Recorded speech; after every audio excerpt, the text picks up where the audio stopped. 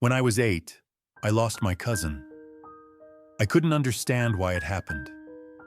I questioned God and decided not to say his name anymore. For many years, I didn't. Even though my family was very religious, I felt no connection to God. He seemed distant, silent. Things began to change when I was 28. My dad, who struggled with nicotine addiction, got sick and was hospitalized. He was still walking and talking, but then he looked at me and said something I'll never forget. "Son, I'm going into this hospital, but I'm not coming out alive. You need to be prepared for anything.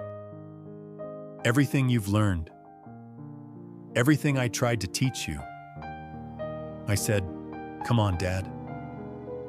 You're going to get out of here and we'll have a big plate of pasta together." He smiled. That was the last time I saw that smile. As the days went by, his condition worsened. I visited him every day. Sometimes I snuck in just to spend more time with him. He had to be sedated and intubated. Even then, I talked to him, held his hand, and stayed there, waiting. 3 months passed. No improvement, no change, only silence.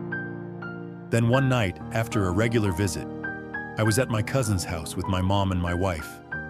It was 10 p.m. when I felt something heavy in my chest. A sudden urgency, like something was calling me back to the hospital. I got in the car and went alone.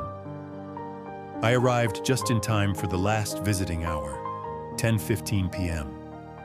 I went to my dad's bedside. He was sedated, breathing with the help of machines. And that's when I prayed.